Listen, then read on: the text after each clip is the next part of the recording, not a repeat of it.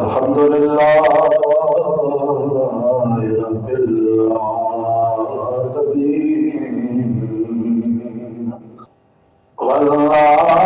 والعاقبۃ للمتقین والصلاة والسلام علی سید الانبیاء والمرسلین وعلی آلہ واصحابہ اجمعین۔ اما بعد فاعوذ باللہ من الشیطان الرجیم، بسم اللہ الرحمن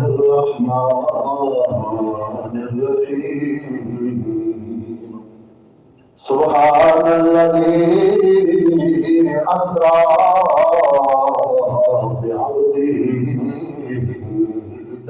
بعبدہ لیلا من المسجد الحرام إلى المسجد الأقصى۔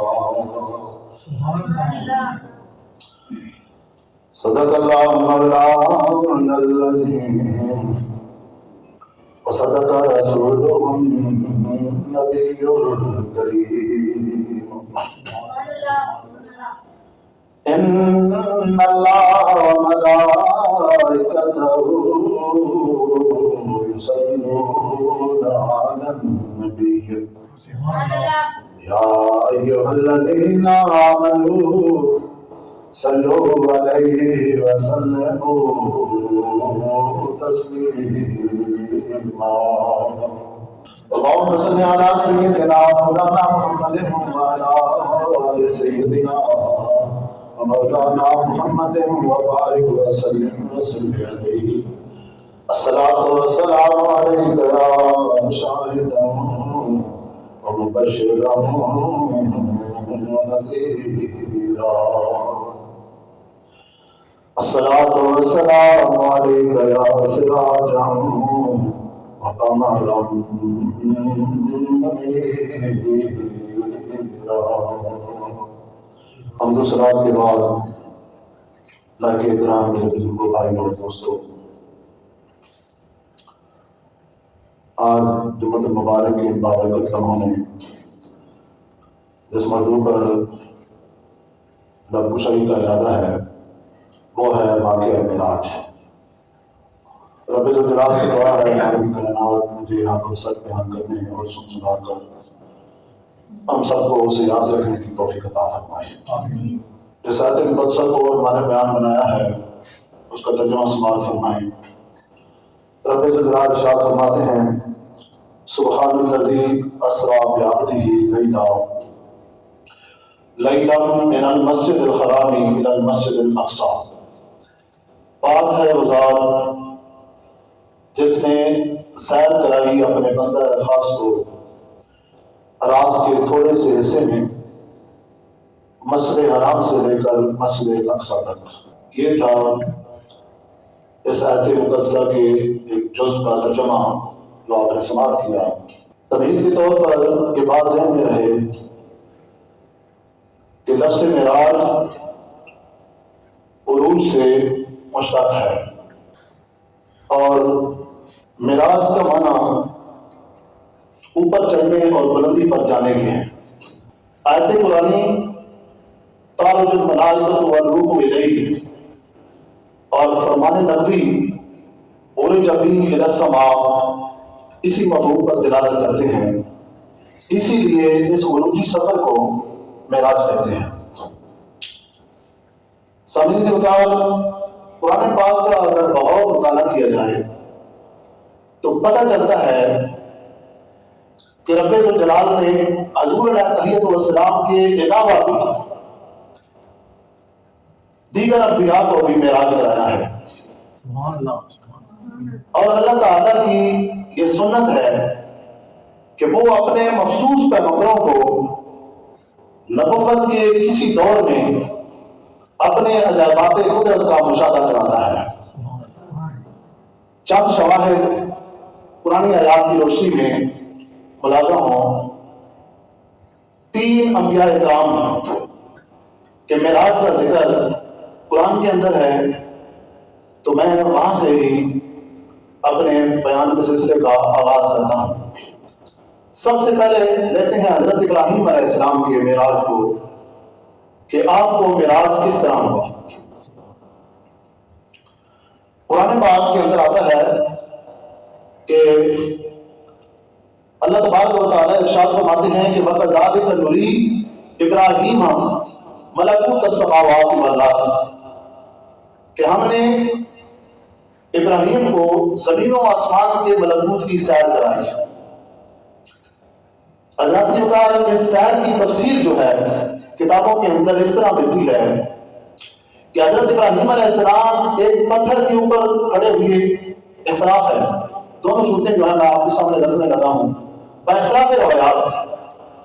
حضرت ابراہیم علیہ السلام ایک پتھر کے اوپر کھڑے ہوئے، اور دوسری روایت یہ ہے آپ براق پر سوار ہوئے، اور براق پر سوار کر کے آپ کو آسمان دنیا تک لے جایا گیا، پہلے آسمان تک۔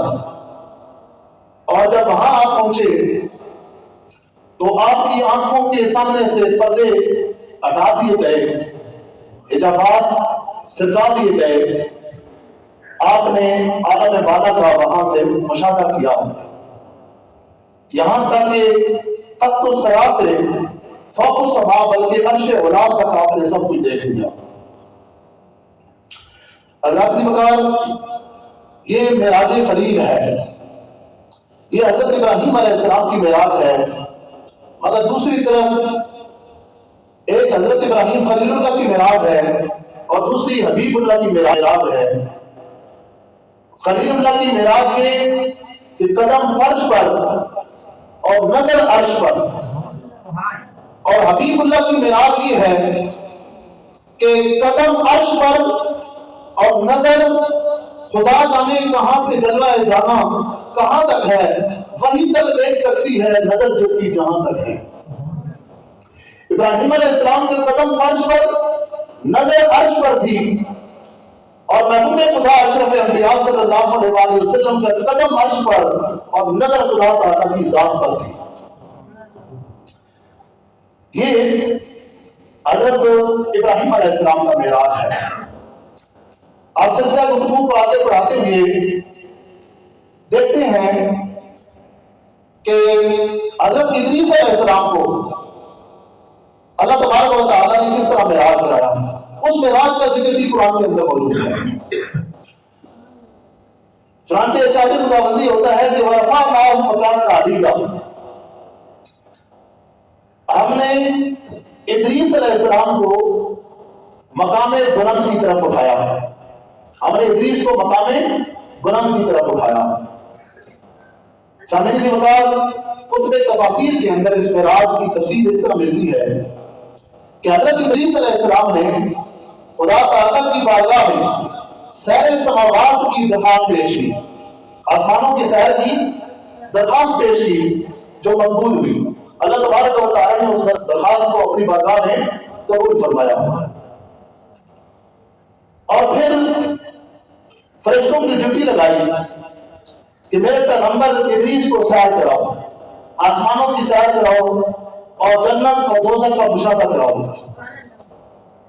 اللہ نے کہا آپ نے سیر سماوات کی، دوزخ کا مشاہدہ کیا حضرت ادریس علیہ السلام نے، لیکن جب جنت کے اندر داخل ہوئے نا، جنت کا مشاہدہ کیا، جنت کے اندر داخل ہوئے، اور جب جنت کے باغات اور محلات کو دیکھا، جنت کے رضوان و رضوان کو دیکھا، جنت کے حور و قصور کو دیکھا، جنت کے درجات کو دیکھا، جنت کے طبقات کو دیکھا، جب آپ نے جنت کے معجزات کو دیکھا، جنت کے ثمرات کو دیکھا، جنت کی زینت و نصرت کو دیکھا، جنت کی ندرت و قدرت کو دیکھا، جنت کی کوثر و سلسبیل کو دیکھا، جنت کی تسنیم و زنجبیل کی بہاروں کو دیکھا تو طبیعت مچل گئی اور واپس زمین پر آنے کا ارادہ آپ نے ملتوی کر دیا۔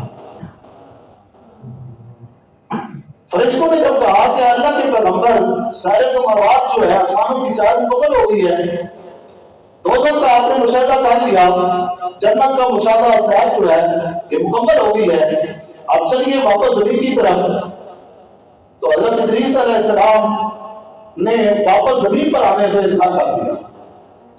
جنت کی جب نعمتوں کو بہاروں کو دیکھا تو آپ کی طبیعت مچل گئی اور واپس زمین پر آنے کا آپ نے ارادہ ملتوی کر دیا۔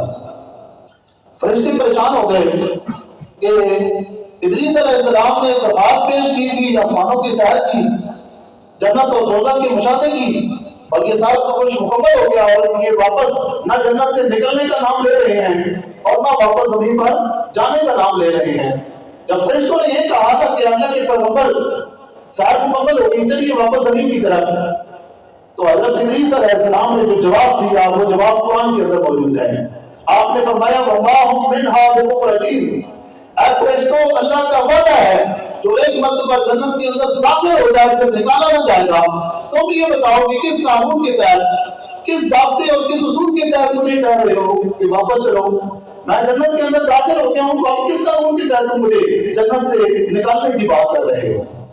تو یادی مقال فرشتے تعجب میں پڑ گئے اور خدا تعالیٰ کی بارگاہ میں التجا کی، یا مالک تیرے پیغمبر ادریس علیہ السلام تو اب جنت سے باہر آنے کا نام نہیں دے رہے، باہر نکلنے کا نام نہیں دے رہے، تو اب ہمارے لیے کیا حکم ہے؟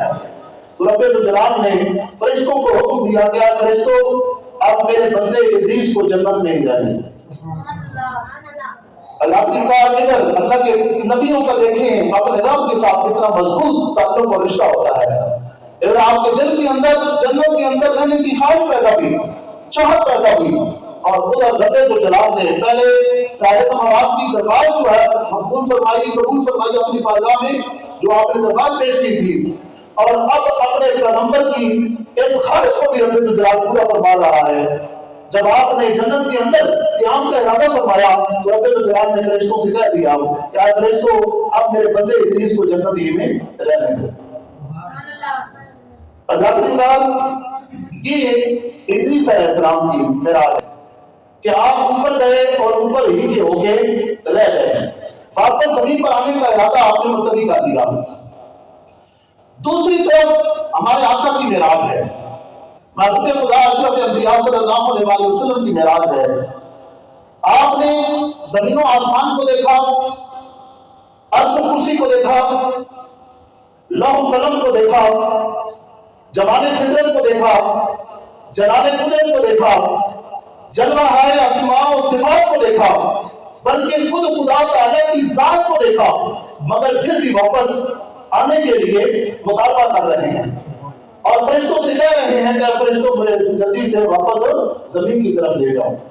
حضرات یہ مقام سوچنے کی بات ہے، آپ دیکھیں غور فرمائیں کہ لامقام کی خلوتوں میں جا کر بھی اپنی امت کی یاد ستا رہی ہے اور رب حبلی امتی کی صدا آ رہی ہے۔ ادریس علیہ السلام نے چاہا وہ اوپر ہو گئے، ابو اللہ تحیت والسلام کو امام الانبیاء اور محبوب خدا تھے، اگر آپ اوپر اٹھنے کا معراج بھی آپ ارادہ فرما لیتے تو آپ کو کوئی روک سکتا تھا؟ کوئی ٹوک سکتا تھا؟ نہیں۔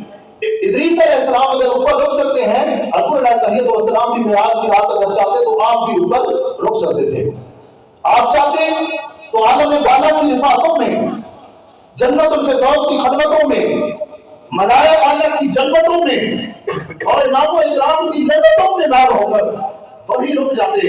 انہیں کون روک سکتا تھا؟ انہیں کون روک سکتا تھا؟ جبکہ آپ رحمت للعالمین ہیں، محبوب رب العالمین ہیں، مختار مطلق ہیں، معصوم حق ہیں، وہ ہر عالم کی رحمت تھے، کسی عالم میں رہ جاتے، لیکن یہ ان کی مہربانی ہے کہ یہ عالم پسند آیا، یہ ان کی مہربانی ہے کہ یہ عالم پسند آیا۔ تو حضرت یہ حضرت ادریس علیہ السلام کا معراج ہے۔ اور تیسرا معراج جس کا قرآن کے اندر جس نبی کے معراج کا ذکر موجود ہے وہ حضرت موسیٰ علیہ السلام کا معراج ہے۔ حضرت موسیٰ علیہ السلام کو کیسے معراج ہوا؟ آپ کو طور پر تشریف لے گئے اور وہاں سے آپ کی نظروں کے سامنے سے تمام حجابات ہٹا دیے گئے، پردے سرکا دیے گئے، آپ نے ملائکہ کو دیکھا، عالم بالا کو دیکھا، عجائبات قدرت کا مشاہدہ فرمایا، اور اس کے بعد آپ کو اللہ تبارک و تعالیٰ سے ہم کلامی کا شرف حاصل ہوا۔ جب اللہ تبارک و تعالیٰ سے ہم کلامی کا آپ کو شرف حاصل ہوا تو کلام الہی کی لذت نے آپ کو طالب دیدار بنا دیا۔ اللہ تبارک و تعالیٰ سے جب ہم کلام ہوں گے تو اللہ تبارک و تعالیٰ کی کلام کی لذت نے آپ کو طالب دیدار بنا دیا، اور خدا تعالیٰ کی بارگاہ میں التجا کی کہ مالک رب ارنی انظر الیک، اے میرے رب نکاح بتا، حجاب اٹھا، پردہ سے کہا اور مجھے اپنا دیدار کرنا۔ رب الکرام کی طرف سے آواز آتی ہے، یا موسیٰ لن ترانی، تو مجھے نہیں دیکھ سکے گا، ولکن انظر الی الجبل، لیکن پہاڑ کی طرف نظر کرو، پہاڑ کی طرف نظر کر۔ جب موسیٰ علیہ السلام نے پہاڑ کی طرف نظر کی تو قرآن کہتا ہے فلما تجلی ربہ للجبل جعلہ دکا وخر موسیٰ صعقا۔ جب اللہ تبارک و تعالیٰ نے پہاڑ کے اوپر ایک تجلی ڈالی تو پہاڑ اس تجلی کی تاب نہ لا کر پاش پاش ہو گیا، جل کر سرما ہو گیا، اور موسیٰ علیہ السلام بے ہوش ہو گئے۔ حضرات علماء کرام یہاں پر لکھتے ہیں کہ اللہ تبارک و تعالیٰ نے کوئی طور کے اوپر جو تجلی ڈالی تھی وہ ذاتی تجلی نہیں تھی بلکہ صفاتی تجلی تھی، اور وہ کتنی مقدار میں تھی؟ علماء کہتے ہیں وہ تجلی سوئی کے ناکے کے کروڑویں حصے کے برابر تھی، سوئی کے ناکے کے کروڑویں حصے کے برابر تھی، لیکن پھر بھی جب کوئی طور کے اوپر سوئی کے ناکے کے کروڑویں حصے کے برابر تجلی ڈالی گئی تو کوئی طور اس تجلی کی تاب نہ لا کر جل کر سرما ہو گیا، اور موسیٰ علیہ السلام بے ہوش ہو کر گر پڑے۔ اور دوسری طرف دیکھیں، اب حضور علیہ تحیت والسلام کی معراج کو دیکھیں، ادھر موسیٰ علیہ السلام نے صفاتی تجلی نہیں کی، اور معراج کی رات میرے اور آپ کے آقا نے صفاتی تجلی نہیں بلکہ عین ذات کو دیکھا، ذاتی تجلی کو دیکھا، عین ذات کو دیکھا، مگر پھر بھی قرآن کہتا ہے ما ذاق البصر وما طغى، نظر بھٹکی نہیں اور پلک جھپکی نہیں۔ اس انداز میں حضور علیہ تحیت والسلام نے اپنے رب کو ٹکٹکی باندھ کر دیکھا کہ نظر بھٹکی نہیں اور پلک جھپکی نہیں، نہ ہی آپ بے ہوش ہوئے، کچھ بھی نہیں ہوا۔ یہاں پر ایک اور بات میں عرض کرتا چلوں صفاتی تجلی کے حوالے سے، حضرت ابو ہریرہ طبرانی کے اندر اور سیرت حدیثہ کے اندر یہ روایت موجود ہے کہ حضرت ابو ہریرہ رضی اللہ تعالیٰ عنہ کہتے ہیں، آپ سے روایت ہے جب حضرت موسیٰ علیہ السلام کو اللہ تبارک و تعالیٰ سے کوئی طور کے اوپر ہم کلامی کا شرف حاصل ہوا تو آپ کی قوت سماعت اس قدر تیز ہو گئی کہ 30 میل کے فاصلے سے، کتنے فاصلے سے جی؟ 30 میل کے فاصلے سے اندھیری رات میں صاف پتھر پر سیاہ رنگ کی چمٹی کے چلنے کی آواز کو بھی آپ سن لیا کرتے تھے۔ اللہ تبارک و تعالیٰ سے جب ہم کلام ہوئے تو اللہ تبارک و تعالیٰ سے ہم کلامی کی وجہ سے آپ کی قوت سماعت ہے، سننے کی طاقت اس قدر تیز ہو گئی کہ 30 میل کے فاصلے سے اندھیری رات میں سیاہ پتھر پر سیاہ رنگ کی چمٹی کے چلنے کی آواز کو آپ سن لیا کرتے تھے۔ اللہ کی کار یہاں پر ہمارے علماء اس روایت کو سامنے رکھتے ہوئے تھوڑی اس کے اوپر بحث کرتے ہیں کہ موسیٰ علیہ السلام نے طور کے اوپر اللہ تبارک و تعالیٰ سے کلام کیا تھا، اور ہمارے نبی کریم صلی اللہ علیہ وسلم نے عرش پر اپنے رب سے ہم کلامی کا شرف آپ کو حاصل ہوا، آپ ہم کلام ہوئے، اور آگے چل کر آپ سنیں گے کہ کتنا فاصلہ تھا، 2 کمان یا 2 کمانوں سے بھی کم فاصلے پر بیٹھ کر اللہ تبارک و تعالیٰ سے ہم کلامی کا آپ کو شرف حاصل ہوا۔ تو موسیٰ علیہ السلام کوئی طور کے اوپر ہم کلام ہوئے تو آپ کی قوت سماعت اس قدر تیز ہو گئی کہ 30 میل کے فاصلے سے چمٹی کے چلنے کی آواز کو آپ سن لیا کرتے تھے۔ تو جو ذات 2 کمان یا 2 کمانوں سے بھی کم فاصلے پر بیٹھ کر اپنے رب سے ہم کلام ہوئی تو آپ کی قوت ثبات کا جو ہے عالم کیا ہوگا آپ اندازہ لگا سکتے ہیں۔ اس لیے علماء کہتے ہیں کہ موسیٰ علیہ السلام اگر 30 میل کے فاصلے سے چمٹی کے چلنے کی آواز کو سن سکتے ہیں تو پھر ماننا پڑے گا کہ محبوب خدا اشرف انبیاء بھی امت خضرہ کے اندر دنیا کے ہر کونے سے اپنے اونچیوں کی طرف سے پڑھے جانے والے صلی اللہ علیہ وسلم کی آواز کو سن سکتے ہیں۔ اللہ کی مقام صاحب معارج النبوت نے ایک اور جو ہے اسی باقی کے اوپر جو ہے تبصرہ کرتے ہوئے آپ لکھتے ہیں کہ موسیٰ علیہ السلام نے جب کوئی نور کے اوپر صفاتی تجلی کا مشاہدہ کیا تو اس صفاتی تجلی کو دیکھنے کے بعد موسیٰ علیہ السلام نے اپنے چہرے کو ڈھانپنا شروع کر دیا۔ کیوں کہ آپ کے چہرے انور کے اوپر کوئی نور کی تجلیات کے جلوے ہر بات کو موجود رہتے تھے اور کوئی آنکھ آپ کو بلا حجاب نہیں دیکھ سکتی تھی۔ صاحب معارج النبوت نے یہ بات لکھی ہے۔ یہاں پر ایک اور مزید تھوڑا اس مسئلے کو جو ہے کھولتے ہیں کہ حضرت موسیٰ علیہ السلام نے نقاب اوڑھنا چہرے کے اوپر شروع کر دیا اور کوئی دور سے اللہ سے ہم کلامی کے بعد اور صفاتی تجلی دیکھنے کے بعد جب واپس گھر لوٹے تو آپ کی بیوی حضرت صفورہ نے دیکھا کہ آپ نے چہرے کے اوپر نقاب اوڑھا ہوا ہے۔ تو انہوں نے کہا کہ یہ کیا آپ نے چہرے کے اوپر نقاب کیوں اوڑھا ہوا ہے؟ تو موسیٰ علیہ السلام نے کہا کہ اگر تم مجھے براہ راست دیکھو گی تو اپنی بینائی کھو دو گی، تمہاری بینائی جو ہے وہ چلی جائے گی۔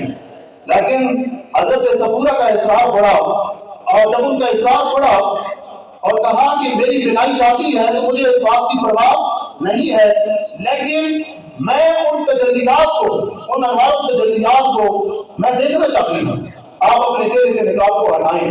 تو حضرت جب موسیٰ علیہ السلام نے نقاب ہٹایا تو حضرت صفورہ نے سوچا کہ اللہ تبارک و تعالیٰ کی تجلیات کو نظر تو جب اللہ کے پیغمبر موسیٰ علیہ السلام کے چہرے کے اوپر ڈالوں گی تو بقول ہے کہ نظر تو چلی جائے گی، تو کیوں نہ پھر ان انوار و تجلیات کو 2 مرتبہ دیکھا جائے۔ آپ نے ایک آنکھ کے اوپر ہاتھ رکھا اور ایک آنکھ سے دیکھا۔ جس آنکھ سے دیکھا جیسے ہی دیکھا تو آپ کی بینائی اس آنکھ سے چلی گئی۔ پھر دوسری آنکھ سے دیکھا اور پہلی آنکھ کے اوپر ہاتھ رکھا اور دوسری آنکھ سے بینائی چلی گئی۔ اب دیکھیں خدا تعالیٰ کی قدرت اور موسیٰ علیہ السلام کا یہ عظیم معجزہ سمجھے کہ جب پہلی والی آنکھ سے آپ نے ہاتھ ہٹایا نا تو بینائی واپس آ چکی تھی، بینائی واپس آ چکی تھی۔ اسی طرح دوسری آنکھ میں بھی بار بار جب بھی آپ دیکھتی ایک آنکھ سے بینائی چلی جاتی اور دوسری میں واپس آ جاتی۔ یہ اللہ کے پیغمبر موسیٰ علیہ السلام کا عظیم معجزہ ہے کہ بینائی آ بھی رہی تھی اور بینائی جا بھی رہی تھی۔ تو حضرات آپ دیکھیں کہ اس چہرے کی تابشوں کا یہ عالم ہے کہ جس نے صفاتی تجلی کو دیکھا تو اس چہرے انور کی تابشوں کا عالم کیا ہوگا کہ جس نے عین ذات کو معراج کی رات دیکھا۔ صاحب فتح الملک نے یہ بات لکھی ہے کہ اللہ تبارک و تعالیٰ نے صحابہ کرام کی نظروں سے اپنے محبوب پاک صلی اللہ علیہ وسلم کے حسن و جمال کے اکثر حصے کو چھپا رکھا تھا، کیونکہ صحابہ کرام کے اندر وہ طاقت نہیں تھی کہ آپ حضور علیہ تحیت والسلام کے جمال باکمال کو جو ہے اور آپ کی صورت مقدسہ کو بے حجاب آپ دیکھ سکتے۔ لیکن میں آپ کو یہ بتاتا چلوں کہ ایک کلیم اللہ کی معراج ہے اور ایک حبیب اللہ کی معراج ہے۔ کلیم اور حبیب کے اندر فرق ہے۔ کلیم وہ جو رب سے کلام کرے اور حبیب وہ ہوتا ہے جس سے رب خود کلام کرے۔ کلیم وہ ہے جو کوئی دور پر خود جائے اور حبیب وہ ہے جسے بلایا جائے۔ کلیم وہ ہے جو پیدل چل کر جائے اور حبیب وہ ہے جو براق پر سوار ہو کر جائے۔ کلیم وہ ہے جو کہے مولا میں تجھے دیکھنا چاہتا ہوں اور حبیب وہ ہے جس سے رب خود کہے پیارے میں تجھے دیکھنا چاہتا ہوں۔ پھر آئی ندا ذرا اس بات پر بھی غور ہو، تم کہاں موسیٰ کہاں، وہ اور تھے تم اور ہو۔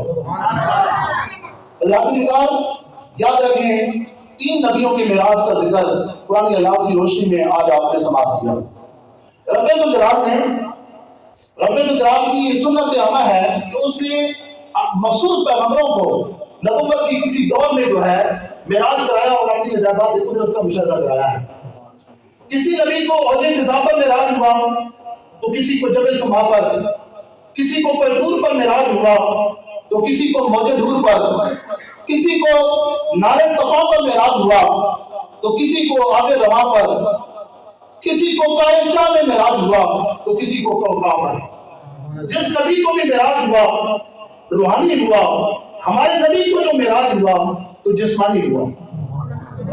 جس نبی کو بھی شرف معراج سے نوازا گیا، فرش پر نوازا گیا، لیکن ہمارے نبی کو جو شرف معراج سے نوازا گیا تو عرش پر بلا کر نوازا گیا۔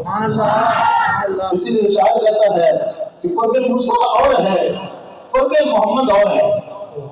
قرب موسیٰ اور ہے، قرب محمد اور ہے، طور سینہ اور ہے، عرش معلیٰ اور ہے۔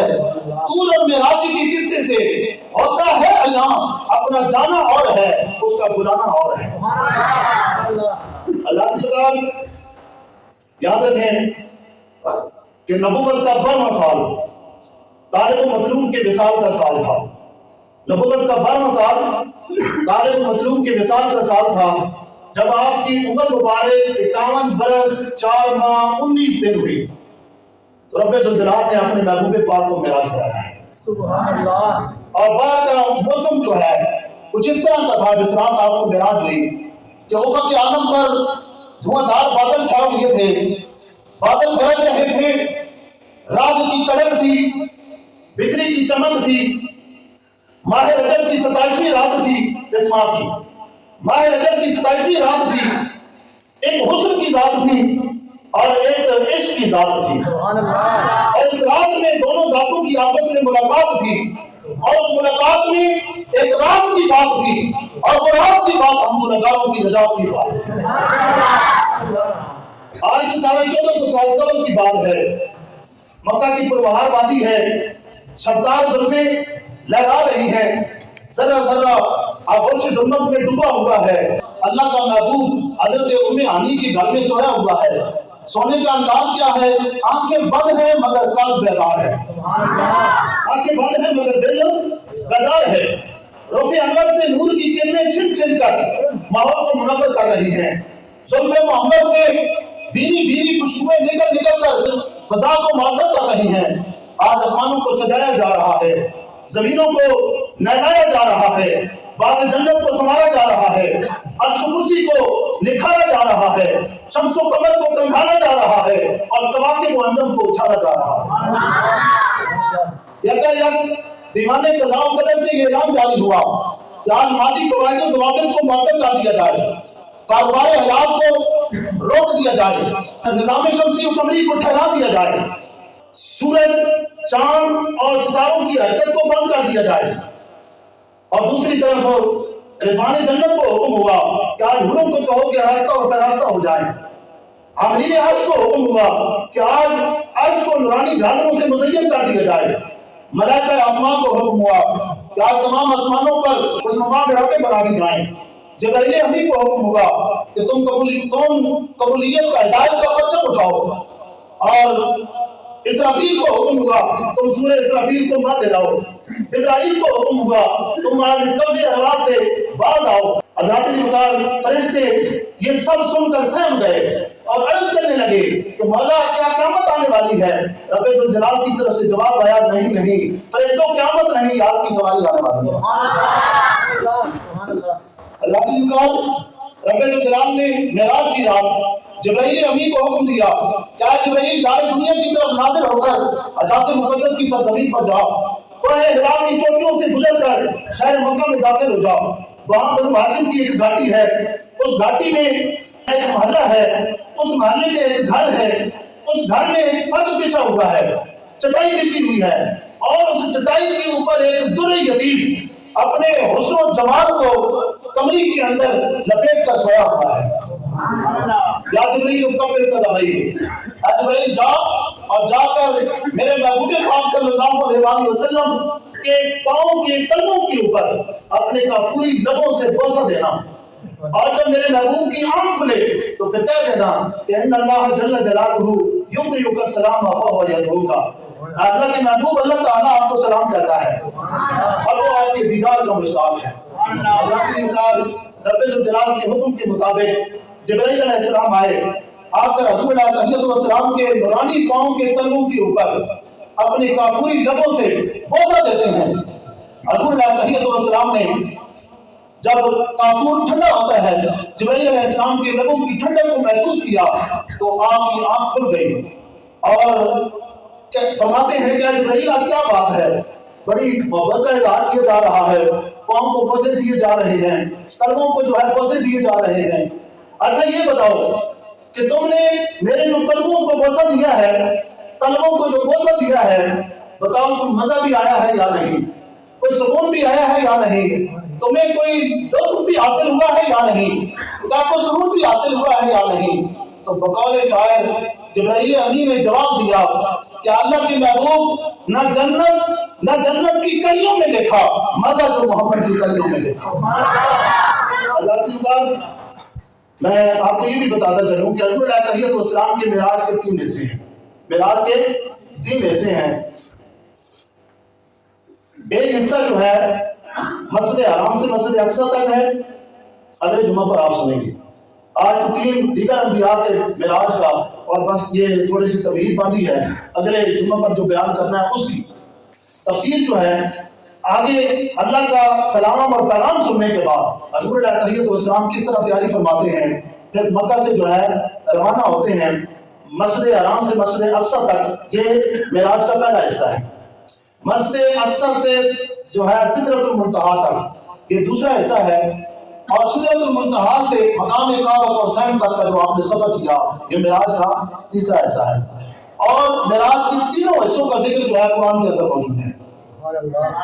مسجد حرام سے مسجد اقصی تک قرآن کی اس آیت میں ذکر موجود ہے، سبحان الذی اسریٰ بعبدہ لیلا من المسجد الحرام الی المسجد الاقصی، اور مسجد حرام سے سدرۃ المنتہا تک کا جو ذکر ہے قرآن کی اس آیت میں ہے، عند سدرۃ المنتہا انتہا جنت المأویٰ۔ سبحان اللہ۔ اور معراج کا جو تیسرا حصہ ہے سدرۃ المنتہا سے لے کر مقام کعبۃ الحسین تک، اس کا ذکر بھی قرآن کے اندر جو ہے وہ موجود ہے۔ تو تینوں حصوں کا ذکر قرآن کے اندر موجود ہے، اور حضور علیہ السلام صورتیں بھی یاد رکھیں کہ 3 لے کر آئے ہیں۔ یہ بڑی ایک علمی بحث ہے، اور یہ اکرام کے فرامین کی روشنی میں آپ جو ہے خواجہ نظام الدین اولیاء رحمۃ اللہ تعالیٰ علیہ آپ کی اس حوالے سے تحقیق کیا ہے، اور آگے دیگر اولیاء اکرام کے فرامین کی روشنی میں آپ سمجھیں کہ واقع معراج جو ہے اگلا حصہ آپ سنیں گے۔ تو مستند کتابوں کے حوالے سے انشاءاللہ واقع معراج آپ سنیں گے۔ 3 جمعے جو ہے مزید حضور کی واقع معراج 3 حصوں پر مشتمل ہے، تو اگلے جو 3 جمعے ہیں ان کے اوپر واقع معراج تفصیل کے ساتھ آپ سنیں گے۔ اور حضور علیہ السلام کا یہ جو واقع معراج ہے نا، یہ سرکار کا عظیم معجزہ ہے کہ آپ کے تھوڑے سے حصے میں آپ مسجد حرام سے مسجد اقصی گئے، وہاں سے 7 آسمانوں سے اوپر سدرۃ المنتہا، سدرۃ المنتہا سے مقام دنا، مقام دنا سے مقام فتح اللہ، اور مقام فتح اللہ سے لے کر مقام کعبۃ الحسین تک کا سفر آپ نے تھوڑے سے وقت میں کیا اور پھر واپس بھی تشریف لیا۔ تو یہ بہت ہی معجزہ العقول قسم کا آپ کا جو ہے یہ معجزہ ہے، آپ اسے 27 معجزہ بھی آپ کہہ سکتے ہیں۔ حضور کے جتنے معجزے ہیں نا، سب سے بڑا معجزہ جو ہے یہ معجزہ شمار کیا جاتا ہے۔